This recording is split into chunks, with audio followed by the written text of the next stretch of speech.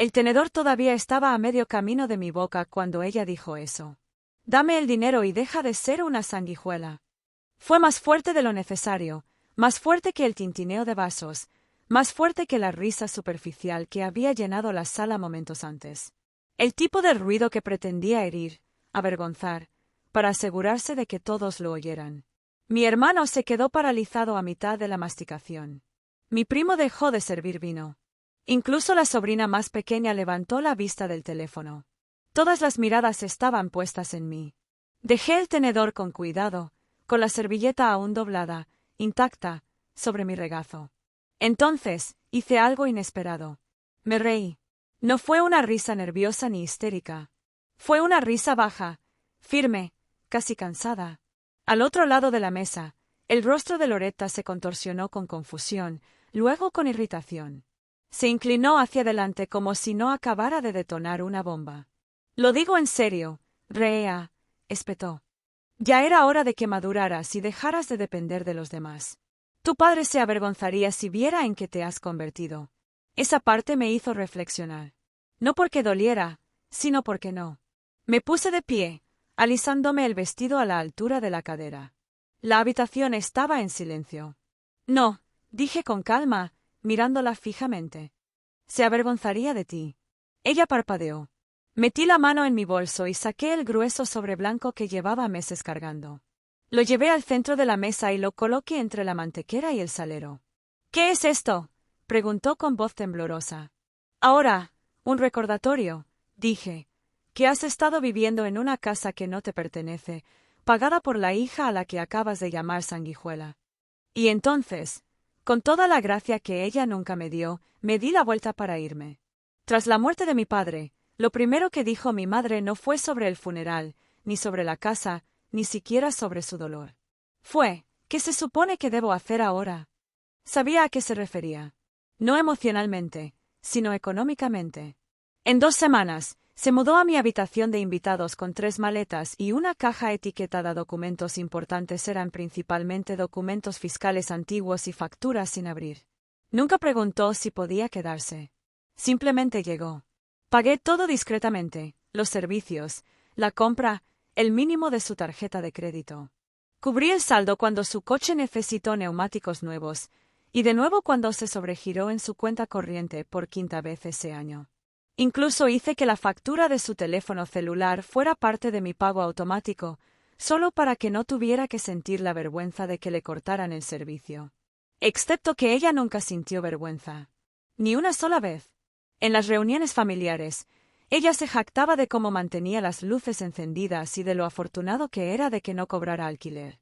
Cuando mi tío bromeó una vez diciendo que le debía el servicio de habitaciones, se rió y dijo que come como una reina y que yo pago la cuenta. Todos asintieron. Todos sonrieron. No dije nada. Darle crédito facilitó las cosas. Mantuvo la paz. Me dije a mí mismo que eso valía la pena. Pero comencé a notar las formas silenciosas en que ella reescribió la historia. Ya no fue que yo la dejé mudarse conmigo, fue que ella me rescató, que ella era quien llevaba la casa, que yo era una carga que ella toleraba gentilmente.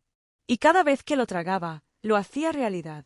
Guardé los recibos, los extractos bancarios, los registros de transferencias. Los guardé no por venganza, sino porque sabía que tarde o temprano tendría que recordar que no estaba loca. Y el momento en que los necesité finalmente llegó la noche en que ella me llamó sanguijuela. Las señales siempre estaban ahí. Cosas pequeñas y agudas que, me convencía a mí mismo, no merecían la pena. Ella me llamó egoísta la primera vez que le dije que no a unas vacaciones. Ella quería unas que yo hubiera tenido que financiar.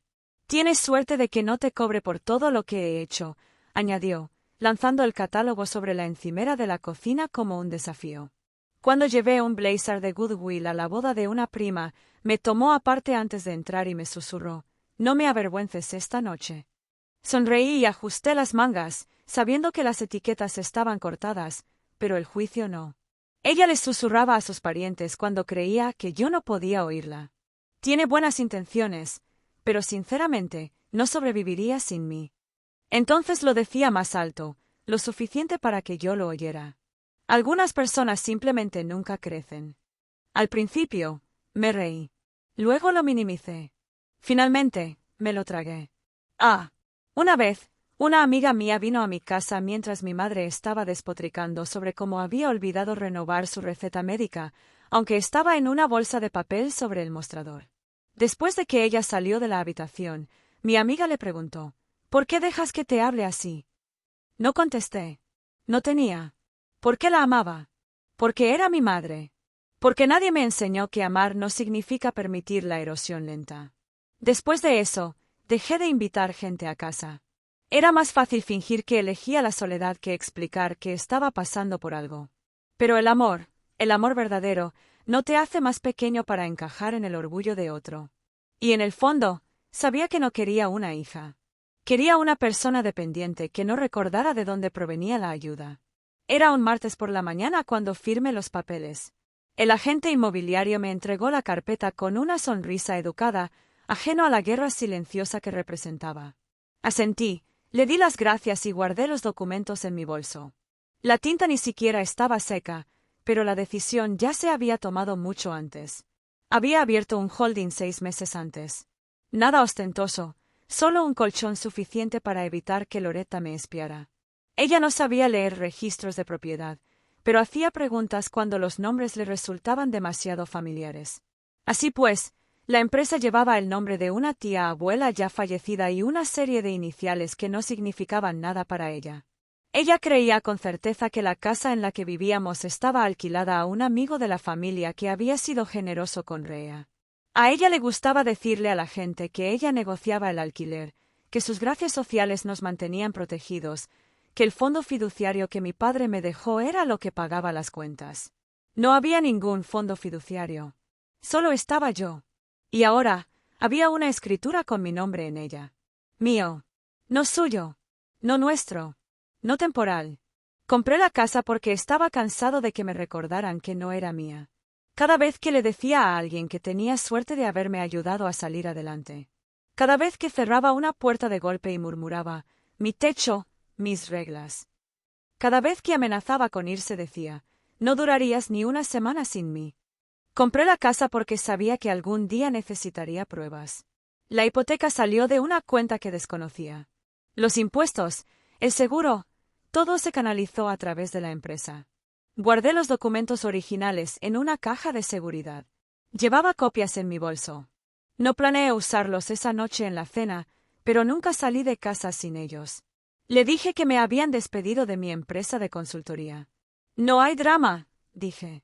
Solo recortes presupuestarios. Reducciones de personal. Sucede. No pidió detalles. Solo preguntó, entonces, ¿qué significa eso para mí? Me encogí de hombros. Tendremos que tener más cuidado por un tiempo. Esa semana, empecé a cambiar de marca. Se acabó el café sofisticado. Se acabaron las flores recién cortadas en el recibidor. Las entregas de Amazon se detuvieron por completo. Usé los mismos 3 suéteres rotativamente, de segunda mano, fino, suave y desteñido. Dejé de arreglarme el pelo y dejé que se notaran las canas. Loretta se dio cuenta. Empezó a suspirar más fuerte cuando se fue el wifi. Hizo comentarios ambiguos sobre cómo era este lugar antes de que se volviera tan triste.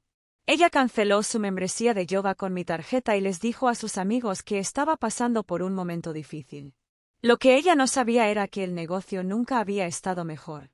Mi empresa se había expandido silenciosamente. Tenía inversiones que generaban más ingresos mensuales que los que la mayoría de la gente obtenía en un año. Pero quería ver qué haría cuando ya no quedara nada que extraer. No tardó mucho. Empezó a llamarme inútil cuando creía que no la oía. Le dijo a mi prima en una fiesta de cumpleaños que la estaba agotando. La escuché una noche hablando por teléfono con una tía. Se pasa el día sentada fingiendo estar ocupada. Es patético. En ese momento yo estaba doblando la ropa que había comprado con mi propio dinero para los dos. Esa noche, saqué el vino de la nevera compartida y lo trasladé a un pequeño refrigerador en mi armario. Quería ver qué diría cuando dejara de verter agua en su taza. Resulta que empezó a morder la mano que la había estado alimentando todo el tiempo. La invitación llegó un lunes. Loretta me dijo que ese viernes organizaríamos una cena para la familia. Nada del otro mundo, dijo. Solo un pequeño. Juntos. Ha pasado demasiado tiempo. No le pregunté por qué de repente quería ser la anfitriona. Ya lo sabía. El viernes por la noche, la mesa estaba vestida como una sala de exposición, servilletas de lino, copas de cristal y velas que no se habían encendido en años. Loretta llevaba una de sus blusas caras, del tipo que, según decía, solo guardaba para cuando necesitaba que la vieran. Hice el pan de ajo. Le puso demasiada sal al asado. No hablamos mucho en la cocina. La familia llegó en oleadas. Mi primo Jonas con su esposa. La tía Clara con su habitual risa estridente. Mi hermano Jackson, que no nos había visitado en meses, trajo una botella de vino que Loretta olió antes de decir, gracias. Todos nos sentamos, pasamos platos e intercambiamos cumplidos. Por un tiempo, todo fue civilizado, casi cálido. Loretta flotaba de un extremo a otro de la mesa, sonriendo demasiado ampliamente y riendo demasiado fuerte. Luego se levantó y golpeó su vaso. Solo quiero decir algo, dijo ella, con la voz aguda bajo el azúcar. Esta mujer, me señaló, ha estado viviendo a costa de mí durante demasiado tiempo. Silencio. La crié. Le di todo. Y ahora ni siquiera puede conservar un trabajo. Se esconde detrás de su portátil todo el día y espera que yo pague las cuentas, que le dé luz y que limpie sus desastres. Nadie se movió. Nadie interrumpió. Ella me debe una. Loretta siseó, alzando la voz. Y estoy harta de esto. Su mano golpeó la mesa. Dame el dinero y deja de ser una sanguijuela. Las palabras resonaron en la habitación. Mi mano se apretó alrededor de mi servilleta. Miré sus caras, confundidas, avergonzadas, entretenidas, y supe con absoluta certeza que ese era el momento que había estado esperando. Me reí. Salió bruscamente y de repente, como una respiración que no sabía que había estado conteniendo durante años. Me reí porque era absurdo, porque era patético, porque se había acabado. Los ojos de Loretta se entrecerraron. ¿Qué es tan gracioso? Me puse de pie y saqué el sobre de mi bolso, el que había llevado conmigo durante meses, el que contenía copias de la escritura, los pagos de la hipoteca y las transferencias bancarias. Lo coloqué suavemente delante de su plato, justo al lado del puré de patatas. ¿Quieres dinero? Pregunté, ya tranquilo. Ya has ganado cientos de miles. Simplemente no te has dado cuenta. Miré alrededor de la mesa. Aclaremos algunas cosas. Todos permanecieron inmóviles, los tenedores suspendidos en el aire y las copas de vino olvidadas. No estoy desempleado. Soy dueño de una consultora que facturó casi 1,8 millones de dólares el año pasado. Reduje mi plantilla a propósito. Me vestí así a propósito. Le hice creer que me costaba imaginar lo que haría. Loretta parecía como si fuera a ahogarse con su propio aliento. Soy el dueño de esta casa, continué. La compré hace 2 años a través de un holding. Cada centímetro, cada pared, cada plato de esa alacena, es mío. La miré a los ojos. Y ya que has dejado claro que no soy más que una sanguijuela para ti, creo que es hora de terminar este acuerdo. Ella abrió el sobre con manos temblorosas. La habitación estaba tan silenciosa que podía oír el papel rasgarse. Esos son tus papeles de desalojo de 30 días, dije. Ya están notariados. Me volví hacia el resto de la mesa. Para aquellos que se preguntan qué acaba de pasar, han estado viendo a una mujer insultar a su casero en su propia cena de desalojo. Y con eso, tomé mi abrigo del respaldo de mi silla y salí, dejando que el silencio se asentara detrás de mí como ceniza. Por la mañana, los daños ya habían comenzado. Loretta actuó rápido. Me imagino que empezó a llamar a la gente incluso antes de que se retiraran los platos. Al amanecer, mi teléfono vibró con mensajes de familiares de quienes no había tenido noticias en meses. ¿Qué pasa? Tu madre dice que te pusiste furiosa. Está destrozada. Rea. No respondí. Al mediodía, la tía Margie me dejó un mensaje de voz lleno de lágrimas y juicios. No sé qué te pasa. Echar a tu propia madre de casa. Necesitas ayuda. Por la tarde, mi prima Lie había vuelto a publicar un estado vago en Facebook. A veces, las personas que crías resultan ser monstruos. Rezo por fortaleza. Pasé el cursor por encima. Ella les dijo que yo era inestable, que había inventado los hechos, que la había manipulado durante años y había esperado hasta que fuera vulnerable para atacar. Ella afirmó que la eché sin previo aviso, sin razón y sin piedad. Ella estaba reescribiendo la historia incluso antes de que la tinta seco. Podría haberlo contrarrestado todo, enviado documentos legales en formato PDF, comprobantes de pagos, correos electrónicos con fecha y hora. Podría haber publicado una declaración pública, nombrado nombres y dejado todo al descubierto. Pero no lo hice. En lugar de eso, me senté junto a mi ventana con una taza de café y observé cómo los árboles se doblaban con el viento de principios de otoño. Me hizo lo mismo a mí, dijo. Hace 2 años, cuando dejé de enviar dinero, cerré los ojos. Ella le dijo a todo el mundo que yo la estaba dejando ahogarse por despecho. Nunca mencioné la matrícula que pagué por Mía ni las facturas médicas que cubrí después de su cirugía. Ella simplemente le dio la vuelta a la historia. Me apoyé contra la pared y dejé que su voz llenara el silencio. No dije nada en ese momento. No quería drama. Pero ahora, dijo, si necesitas que confirme algo o que hable con alguien, lo haré. El silencio entre nosotros no era incómodo. Fue algo pesado, muy esperado. Gracias, dije. Podría aceptar tu oferta. Debería haber intervenido antes, añadió. Vi cómo te habló. Pero pensé que ya lo tenías controlado. Lo hice, dije, hasta que dejé de hacerlo. Él suspiró. Bueno, ya estoy aquí. No fue todo, pero fue algo. Y por primera vez en mucho tiempo, no sentí que tuviera toda la historia en mis manos. Después de colgar, me quedé sentado en la oscuridad un rato más, dejando que se instalara el silencio. Luego abrí mi computadora portátil y volví a buscar los documentos legales. Esta vez, no con vacilación, sino con propósito. 2 semanas después presentó la denuncia por maltrato a ancianos. Los documentos decían desalojo ilegal, coacción. Lo leí 2 veces, lentamente, dejando que cada palabra reposara como una piedra sobre mi pecho. Luego se lo envié a mi abogado. Ella va a perder, me dijo. Esto es humo, no fuego. Aún así, la audiencia fue programada. Me presenté con una caja de pruebas, extractos bancarios, acuerdos firmados, la escritura, registros de impuestos, incluso el contrato de arrendamiento que Loretta había firmado años atrás reconociendo que vivía en mi casa como invitada. Llegó en perlas, con lágrimas ya brillantes. Le dije al juez que la manipulé. Dijo que había sido maltratada emocionalmente. Dijo que la echaron sin nada más que una maleta. No la interrumpí. La dejé terminar. Luego me levanté y le entregué una carpeta al juez. Organizado, etiquetado y con marca de tiempo. Había copias de cada pago que hice en su nombre, facturas de servicios públicos a mi nombre, reparaciones de su auto, sus medicamentos, capturas de pantalla de sus mensajes de texto pidiendo dinero, mensajes de voz donde me agradecía cuando aún recordaba cómo. Incluí el correo electrónico que una vez le envió a mi contador, solicitando otra transferencia bancaria y diciendo, Rea me debe por haberla criado. La jueza fue hojeando cada página, más despacio de lo que yo quería, pero con más firmeza de lo que ella esperaba. Luego la miró. No ha aportado ninguna prueba de abuso financiero, dijo.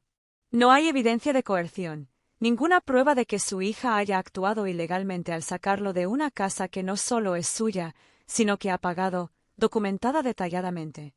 Ella empezó a objetar. Levantó una mano. Este caso queda desestimado de inmediato. La boca de Loretta se abrió, pero no salió ningún sonido. No me regodeé. No sonreí. Simplemente recurrí a mi abogado. Procedamos con la orden de restricción. Él asintió. Y en ese momento, sin gritos, sin furia, vi llegar la justicia. Tranquilo, innegable, definitivo. El nuevo lugar no era más grande. No fue más llamativo. Pero fue mío en un sentido en que el anterior nunca lo fue realmente. No se oían pasos persistentes por el pasillo que no fueran los míos. No hay un segundo cepillo de dientes en el mostrador del baño. No hay notas adhesivas pasivo-agresivas en el refrigerador. Solo silencio. Solo espacio. No decoré todo a la vez. Desempaqué lentamente, eligiendo dónde iban las cosas, no por obligación o preferencia compartida, sino por instinto. Tiré las toallas viejas y compré unas nuevas en el mismo tono de azul que me gustaba. La primera noche dormí con la ventana abierta y la puerta sin llave, no porque me olvidé, sino porque no tenía miedo. No había allí triunfo alguno, ningún desfile de victoria, solo la tranquila satisfacción de un aire que no parecía prestado. Unos días después, vi a una de mis vecinas regando sus plantas en el frente de su casa. Ella miró hacia arriba, sonrió y saludó. Dudé, luego levanté la mano y le devolví el saludo. Era pequeño, casi nada, pero parecía un comienzo. Ya no tuve que llevar una prueba de quién era yo en una carpeta manila. Ya no tenía que defenderse ni justificarse ni encogerse para hacer que otro se sintiera superior. El silencio en mi casa ya no era tenso. Se lo ganó. Y en esa quietud, por primera vez en años, comencé a escuchar mi propia voz nuevamente.